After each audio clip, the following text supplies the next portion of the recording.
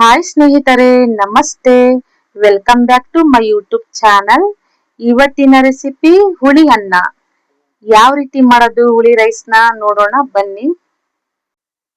ಇದಕ್ಕೆ ಬೇಕಾಗಿರುವಂತ ಸಾಮಗ್ರಿಗಳನ್ನ ನೋಡೋಣ. ನಾನು ಹುಣಸೆ ಹುಳಿನ ಮೊದಲೇ ನೆನೆ ಹಾಕಿದೀನಿ ಕಣ್ರಿ.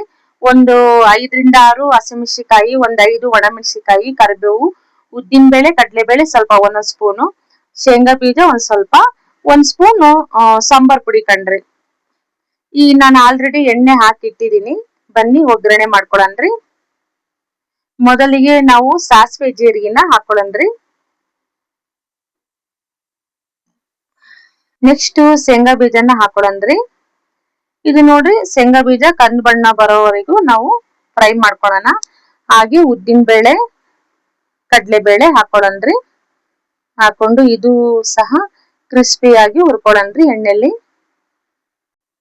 ಯಾರೆಲ್ಲ ಹೊಸಬ್ರು ನಮ್ ಯೂಟ್ಯೂಬ್ ಚಾನಲ್ ನೋಡ್ತಾ ಇದೀರೋ ಪ್ಲೀಸ್ ಸಬ್ಸ್ಕ್ರೈಬ್ ಆಗಿ. ಹಾಗೆ ನನ್ನ ವಿಡಿಯೋ ಇಷ್ಟ ಆಗಿದ್ರೆ, ಯೂಸ್ಫುಲ್ ಅನ್ಸಿದ್ರೆ ಒಂದ್ ಲೈಕ್ ಕೊಡೋದ್ ಮಾತ್ರ ಮರೆಯಕ್ ಹೋಗ್ಬೇಡಿ.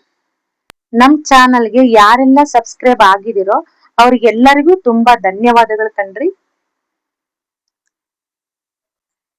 ನಂತರ ಇಲ್ಲಿ ನಾವು ಹಸಿಮೆಣಸಿಕಾಯಿ, ಒಣಮೆಣಸಿಕಾಯಿ ಹಾಕೊಳ್ಳನ್ರಿ. ಹಾಕೊಂಡು ಫ್ರೈ ಮಾಡ್ಕೊಳ್ಳನ್ರಿ ನೀಟಾಗಿ. ಹಾಗೆ ಕರಿಬೇವು ಕೂಡ ಹಾಕೊಳ್ಳನ್ರಿ. ಕರಿಬೇವು ಸೊಪ್ಪನು ನೀಟಾಗಿ ಫ್ರೈ ಮಾಡ್ಕೊಳ್ಳನ್ರಿ. ಇದು ಹುಳಿ ಅನ್ನ ತುಂಬಾನೇ ಟೇಸ್ಟಿ ಆಗಿರುತ್ತೆ ಕಣ್ರಿ. ಯಾವಾಗಾದ್ರೂ ಮಾಡ್ಕೊಂಡ್ ತಿನ್ಬೋದು. ಒಂದ್ 5 ನಿಮಿಷಕ್ಕೆ ರೆಡಿ ಆಗುತ್ತೆ ಕಣ್ರಿ. ರಾತ್ರಿ ಅನ್ನ ಉಳ್ದಿರುತ್ತೆ ಅಲ್ವಾ, ಆ ಅನ್ನ ಉಳ್ದಿದ್ರು ಕೂಡ ಈ ಗೊಜ್ಜನ್ನ ನಾವು ಕಲ್ಸ್ಕೊಂಡ್ ತಿನ್ಬೋದು ಕಣ್ರಿ. ಅಷ್ಟು ತುಂಬಾನೇ ಚೆನ್ನಾಗಿರುತ್ತೆ. ಇದು ಒಂದ್ 5 ನಿಮಿಷದಲ್ಲಿ ಮಾಡ್ಕೋಬಹುದು ಕಣ್ರಿ. ಬಿಸಿ ಅನ್ನನು ಕೂಡ ನಾವು ಮುಂಚೆನೆ ಮಾಡಿಟ್ಕೊಂಡ್ರೆ ಇದೊಂದ್ 5 ನಿಮಿಷಕ್ಕೆ ರೆಡಿ ಆಗುತ್ತೆ ಕಣ್ರಿ. ನೆಕ್ಸ್ಟ್ ನಾವಿಲ್ಲಿ ಹುಣಸೆ ಹುಳಿನ ಹಾಕೊಳ್ಳನ್ರಿ. ನಾನು ಆಲ್ರೆಡಿ ಹುಣಸೆ ಹುಳಿ ಹಿಂಡ್ಬಿಟ್ಟು ಅದನ್ನ ರಸ ಮಾತ್ರ ತೆಗ್ದಿಟ್ಕೊಂಡಿನ್ ಕಣ್ರಿ. ಹುಣಸೆ ರಸನ ಹಾಕೊಳ್ಳನ್ರಿ. ನೆಕ್ಸ್ಟ್ ಸಾಂಬಾರ್ ಪುಡಿನ ಹಾಕೊಳ್ಳನ್ರಿ.